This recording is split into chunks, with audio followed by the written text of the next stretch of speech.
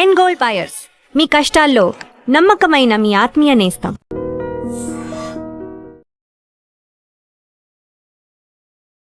నమస్కారం, welcome to I dream. ధర్మ మార్గం విత్ విజిత కార్యక్రమానికి స్వాగతం.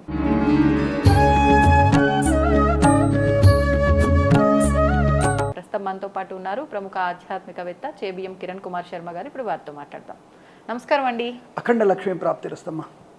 ఈ మే 16వ తారీఖు అమావాస్య, ఆ రోజునే శని జయంతి కూడా ఉంది అంటున్నారు. మరి శని భగవానుడి వల్ల ఇబ్బందులు ఎక్కువగా పడుతున్నాము అనే భావనే ప్రతి ఒక్కరిలో ఉంది.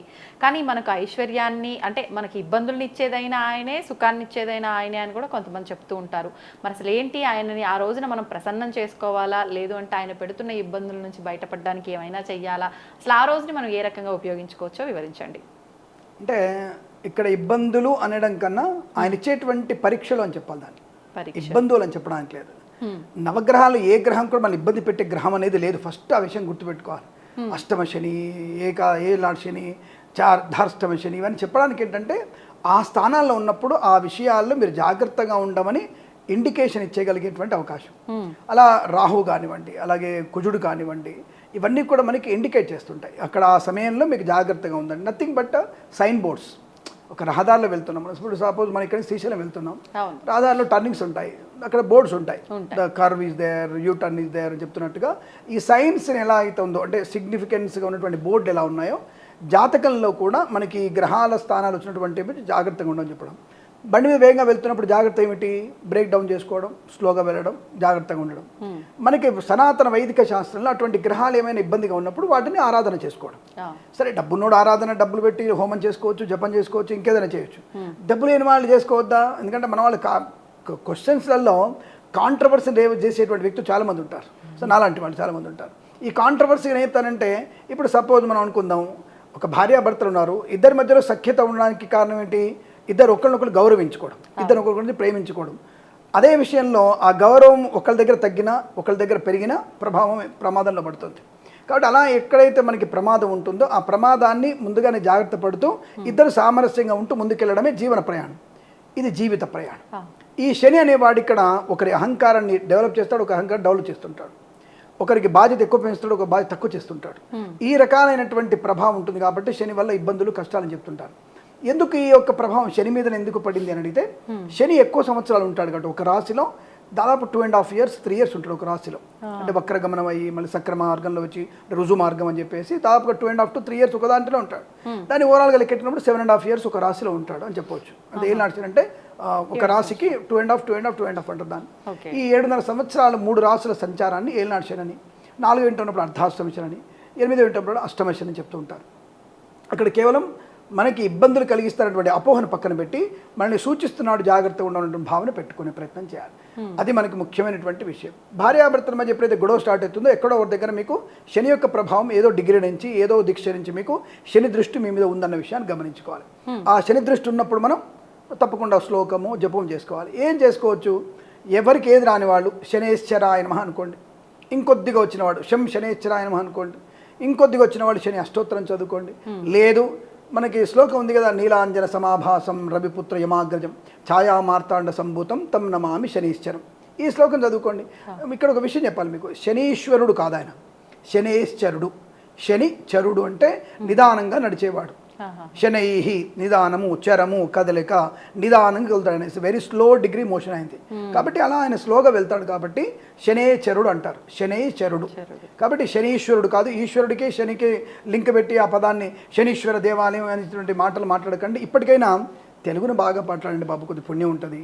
ఆ తెలుగు మాట్లాడలేకపోతేనే మనకున్నటువంటి శని మన మీద పడ్డాడు అని అర్థం. కాబట్టి శనేశ్వరుడు అనే విషయాన్ని గుర్తుపెట్టుకోండి.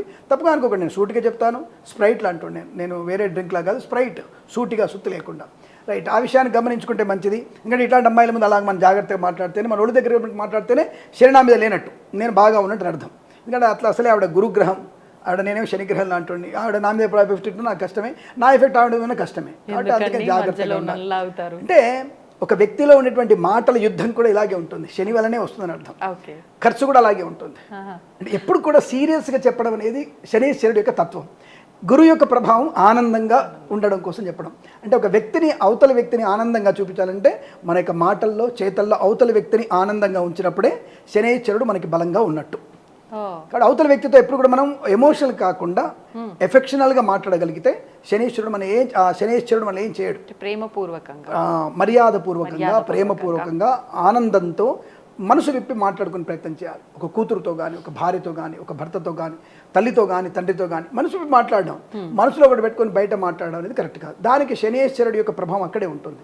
మాట తీరు మారిపోయి ప్రభావాన్ని పొందుకుంటాం కాబట్టి జాగ్రత్తగా ఉండాలి. దానికి ఇందాక చెప్పినటువంటి మనకి ఛాయా మార్తాండ సంభూతం ఆ శ్లోకాన్ని చదువుకుంటే తప్పకుండా మీకు అనుకూలవంతమైనటువంటి శనైశ్వరుడు అనుగ్రహాన్ని పొందుకోవచ్చు. మే 16వ తేదీ భరణి నక్షత్రంతో కూడినటువంటి శని జయంతి అని చెప్తున్నారు. యాక్చువల్గా చెప్పాలంటే పుష్యమాసం శనికి చాలా ఇష్టం. పుష్యమి నక్షత్రంతో అమావాస్య వస్తే ఇంకా మంచిది ఆయనకి. సో కాబట్టి పుష్యమాసం విశేషమైనది. కానీ వైశాఖ అమావాస్య ఆయన పుట్టినటువంటి రోజు అని చెప్పేసి శని జయంతి జరుపుకుంటున్నారు. అది మనకి 16వ తేదీ, మే 16వ తేదీ శనివారం రావడం ప్లస్ భరణి నక్షత్రం, రెండోది మనకి అమావాస్యతో కూడుకోవడం. ఈ వీటి వల్ల మనకి ఏంటంటే తప్పకుండా మనకి అనుకూలవంతమైనటువంటి శనైశ్వరుడి యొక్క అనుగ్రహాన్ని పొందడానికి అభిషేకం, అర్చన. ఏం అభిషేకం చేయాలి అంటే నల్ల నువ్వులతో తీసినటువంటి నూనెతో అభిషేకం చేయాలి. నల్ల నువ్వులతో తీసిన నూనెతో అభిషేకం చేయాలి. చాలా మందికి ఇక్కడ మళ్ళీ ఒక విషయం, మళ్ళీ కాంట్రవర్సీ, ఒక సింపుల్ ఇన్ఫర్మేషన్. పాపం గుళ్ళో పంతులు గారు ఉంటారు, మంచి వాళ్ళు కొంతమంది ఉంటారు. కొంతమంది మూర్ఖాగ్రేసరులు ఉంటారు. ఏమిటి వాడికి తలదో తోక తెలియదు. వెంటనే శనైశ్వరుడి దగ్గర అభిషేకం చేయగానే మీరు వెంటనే బట్టలు మార్చేసేయాలి. ఎక్కడ మాట్లాడుకోవాలంటే అక్కడ ఎక్కడ నగ్నంగా తిరగాల అంటే బుద్ధి ఏమి జ్ఞానం ఉండదు. ఇక్కడ స్నానం చేయాలి, ఏంటి ఒంటి మీద నీళ్ళు పోసుకోవాలా, అదేమైనా శ్మశానమా? కాబట్టి ఇటువంటివి ఈ అనవసరమైన మిడిమిడి జ్ఞానంతో ఉన్నటువంటి వ్యక్తుల మాటలు నమ్మొద్దు. శనైశ్వరుడికి అభిషేకం చేసిన తర్వాత మీరు కాళ్ళు కొడుకోవాలని అవసరం కూడా లేదు. సరే జిగటగా ఉంటుంది కదా, జుడ్డు అంటుంది కాబట్టి కాళ్ళు కడుక్కోవడం తప్ప, జారి పడతాం కాబట్టి అంతే తప్ప శనైశ్వరుడికి అభిషేకం చేసి మీరు వెంటనే కాళ్ళు కడుక్కోవాలి, ఇంటికి వెళ్ళకూడదు, నోట్లో పుక్కిలించి ఉమ్మేయాలి, ఉప్పు దానం చేయాలి, ఇవన్నీ పిచ్చి పిచ్చి మాటలు మాట్లాడద్దు. తెలియని పంతులు తెలియనట్టు ఉండండి. తెలిసిన వాళ్ళు ప్రవర్తన మంచిగా ఉంటే మంచిది. ఇది విషయం కూడా ఇది నేను హెచ్చరికగా చెప్తున్నాను. నేను ఏదైనా మిమ్మల్ని బతిమాలట్లా శాస్త్రాలు ఎక్కడ చెప్పబడలా. శనైశ్వరుడు అభిషేకం అయిన తర్వాత శివాలయంలోకి వెళ్ళొద్దు, విష్ణువాలయానికి వెళ్ళొద్దు, అమ్మవారి దర్శనం చేసుకోవద్దు, ఇవన్నీ ఎక్కడ చెప్పబడలా. హాయిగా మీరు శనైశ్వరుడి నవగ్రహాల అభిషేకం చేసుకొని పూజ చేసి మళ్ళీ మీరు శివాలయానికి వెళ్ళొచ్చు, నా విష్ణు స్వామి దగ్గరికి వెళ్ళొచ్చు, అందరి దేవుళ్ళ దగ్గరికి వెళ్ళవచ్చు. నాకు ఎటువంటి దోషం లేదు. కాళ్ళు కడగాల్సిన అవసరం లేదు, మీరు బట్టలు మార్చాల్సిన అవసరం లేదు, స్నానం చేయాల్సిన అవసరం అంతకన్నా లేదు. కాబట్టి మీరు ఆ విషయాన్ని గమనించుకొని ప్రేక్షకులందరూ కూడా తెలివైన వాళ్ళు, మంచివాళ్ళు మన ప్రేక్షకులు, ఇది అర్థం చేసుకొని ఆనందంగా ఉంటే చాలా మంచిదన్న విషయాన్ని గమనించండి. అలాగే ఆ రోజు వీలైనంత వరకు మీరు ఒక మూకుళ్ళలో ఒక అంటే మనకి ఇనుప బొచ్చులో దాంట్లో నల్ల నువ్వులు పోసి, దాంట్లో ఒక నల్ల నువ్వులు పోసి దాంట్లో కాసింత ఒక ఉప్పు ప్యాకెట్ కూడా వేసేసి ఎవరికైనా బ్రాహ్మడికి దానం ఇవ్వగలిగితే విశేషం. మరి ఇక్కడ చాలామంది బ్రాహ్మడికి ఇవ్వాలా, చూసారా బ్రాహ్మణ పక్షపాతి అనేటువంటి కాంట్రవర్సీ క్వశ్చన్స్ కూడా వస్తాయి. బ్రాహ్మడికి ఎందుకు ఇవ్వాలి అంటే నిత్య గాయత్రి అనుష్ఠాన పరుడికి ఇవ్వాలి. నిత్యం గాయత్రి అని చేసుకోవడానికి ఈ అనుష్ఠానం చేసుకునే వాడికి తప్ప ఈ అనుష్ఠానం ఉన్నటువంటి వ్యక్తులు కాదండి. అర్థమైంది అనుకుంటా. దరిద్రులు ఇలా తయారైనటువంటి వ్యక్తులు ఉన్నారు కాబట్టి అలాంటి వాళ్ళకి దానం ఇవ్వకూడదు. దానికన్నా మామూలు వ్యక్తికి ఇవ్వండి, పర్వాలేదు తీసుకుంటే. ఈ నిత్యానుష్ఠానం చేసుకునే వ్యక్తికి ఇవ్వడం వల్ల ఏమిటంటే మీకున్నటువంటి పాపస్తత్వాన్ని, శనైశ్వరుడి యొక్క పాప దృష్టిని తన వైపు తీసుకొని మీకు పుణ్యాన్ని కలిగించి తను తపస్సు చేసుకొని జపం చేసుకొని మీ యొక్క పాపాన్ని, తనకు తీసుకున్నటువంటి దోష పాపాన్ని నుండి పోగొట్టుకొని మళ్ళీ అనుకూలమైనటువంటి ఎనర్జీ పొందుకున్నాడు. రీ ఎనర్జీ అంటారు దాన్ని. That is the reason to give the donation to the Brahmans only, not for the other people అని చెప్పబడింది. ఏ దానమైనా సరే. కాబట్టి అటువంటి దానం చేయడం వల్ల ప్రయోజనం ఉంటుంది. మరి ఇచ్చినప్పుడు ఫ్రీ ఇస్తామా? మరి వాడు జపం చేసుకోవాలిగా 3 రోజులు. నువ్వు ఇంత పాపం చేస్తే, నువ్వు మర్డర్ చేసావో, మానభంగం చేసావో, తప్పు పని చేసావో, ఎవరిని లేపుకపోయినావో, ఎవరిని ఉంచుకున్నావో, ఏ తెల్లగా తప్పుగా అనుకోద్దు మీరు. ఇవన్నీ బయట ప్రపంచంలో జరుగుతున్న విషయాలు చెప్తున్నాను నేను. ఏమిటంటే మీరు మాట్లాడుతున్న బాధపడకండి, కోప్పడకండి. జరుగుతున్నటువంటి అనర్థాల కారణం మనమే. అలా తెలుసుకొచ్చి మనం చేసే పాపాలు మూట కట్టేసి బాబునికి ఇచ్చే సరిపోద్దా? మరి వాడు భరించాలిగా, వాడు 3 రోజులు జపం చేసుకోవాలిగా. ఈ తీసుకున్నవాడు 3 రోజులు బయట కార్యక్రమానికి వెళ్ళకూడదు, పెళ్ళిళ్ళకి పేరున వెళ్ళకూడదు. అందుకేం చేయాలి? మరి కొంచెం జపం చేసుకోవాలి. రోజు నిత్యం సహస్ర గాయత్రి చేసుకోవాలి. సహస్ర గాయత్రి అంటే మీకు 6 గంటలు పడుతుంది ఖచ్చితంగా. ఈ 6 గంటల సేపు జపం చేసుకోవాలి. మరి 6 గంటల్లో పలాని వితారెడ్డి గారి కూతురు పెళ్ళికో లేదా వాళ్ళ చెల్లెల పెళ్ళికో మనల్ని పిలిస్తే మరి ఎట్లా పోవాలి? అప్పుడు నేను కిరణ్ సినిమా రాడండి, పెళ్లి పిలిచిన రాడండి అని చెప్తున్నాడు. అయిపోయి నాకు వచ్చే 50,000 లక్ష రూపాయలు పోయినట్టేగా. నువ్వు ఇచ్చిన దానానికి వచ్చేటువంటి 1,000-2,000 కన్నా మరి ₹1,00,000 గొప్పది కదా. అంటే వీడు కడుపు కొట్టుకున్నట్టే కదా. ఎగ్జాంపుల్ చెప్తున్నా నేను. కాబట్టి బ్రాహ్మడికి తగినంత దక్షిణ తాంబూలం మనం ఇవ్వాలి. అది 5,000 ఇస్తావా, 10,000 ఇస్తావా, 1,000 ఇస్తావా, నీకు యథోచితంగా ఇచ్చే ప్రయత్నం చేయాలి.